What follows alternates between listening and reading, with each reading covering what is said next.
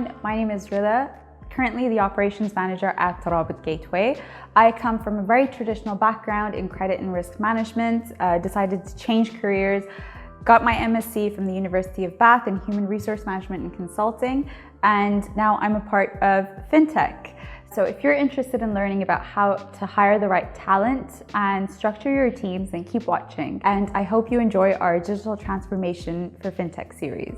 So I'll be covering two different topics: how to structure your team and how to hire the right talent. I'm focusing mainly on startups and fintechs, just because this happens to be a booming industry nowadays. Hiring for a fintech and hiring for a startup is very different than hiring for a traditional corporate or multinational or a bank. The reason why it differs is because culture plays a huge part within a startup. You have to make sure that you set the right culture, the right tone to bring on board the right teams. Now, how do you hire the right talent, and what is the right talent? That differs from company to company, obviously. You have to start by bringing on board the right leaders. These leaders are not only going to be leading the company, but also be leading the future team that the company grows. From an investment perspective, a lot of venture capitalists look at organizations that have leaders that have done this before. They want to make sure that whatever it is that they're investing in is solid. Your leaders need to be people who can help future team members grow and move ahead and actually excel in their career.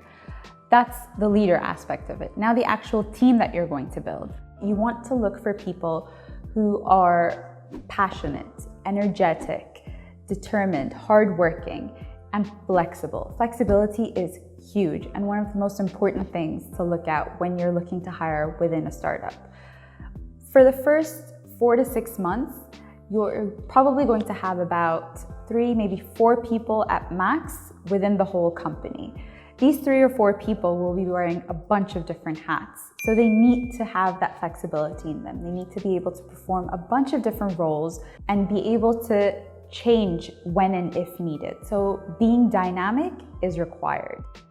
Having that passion to perform in these different roles is very important. And again, all of these things have to align with the culture that you're setting, with the values that you have set. And you want to make sure that the person that you bring on board aligns with all of these things. Is it important to have somebody with a lot of experience, but that doesn't culturally fit? I don't think that works. Letting go of maybe a few years of experience, but helping that person grow and allowing him or her to grow with the company is what will help your startup succeed initially. Now that you know the kind of people you want and the kind of culture you want to set up in the organization, how are you going to attract the right people? Pool into your network. That has worked wonders for us at TG. Turn to the people that you've worked with in the past, or people that you might know or talk to on a daily basis. See who vibes well with you and who might be able to gel well with your team, because that's what's important. You need everyone to be able to work together so that they can perform up to their highest ability. Also, turning to platforms such as LinkedIn is very helpful. LinkedIn holds a pool of people from different backgrounds, different countries. Also using recruitment platforms that might be popular in your jurisdiction. So local recruitment channels, turning to them can be really helpful. So now we have the right team in place. We have the right leadership in place, and it's been about 8 months and the company is looking to scale up. What do? We have to make sure that a team structure is put in place. You want to make sure that there are the right kind of processes and procedures in place so that your team performs effectively.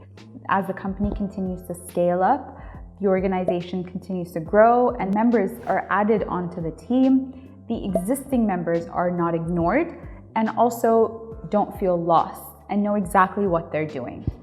We might have started off with more generalist roles, but now that the company is growing, people are going to start specializing and they need to start focusing on their tasks. That doesn't mean that it changes how we're going to hire people, but it does mean that it's just more structured and organized for everyone. The first step is to put in place an organizational structure. What works best within a fintech and a startup is to not have that typical bureaucracy, top-down kind of communication. Open communication between departments, between the leadership team and junior management is very important. But it's also important to know the different functions that everyone performs and who reports to whom. So to have that kind of flat organization is vital, but a clear idea of what everyone is doing is necessary to ensure if the tasks are being performed effectively. We need to make sure the right kind of tools are in place to help people within the team. We have tools such as Slack, we have tools such as Confluence, which helps with knowledge management, knowledge sharing. For more tech-related tools, there are service desk tools available such as Jira. Then we have document sharing portals such as SharePoint. All of these are available free, obviously, to a lot of startups. For a certain time period, you can test out different tools to see what works best with your team, and then look to invest into some of these tools for the long run. In an organizational structure, what's important to determine is how long or short do you want the chain of command to be? How centralized or decentralized do you want the decision-making process to be?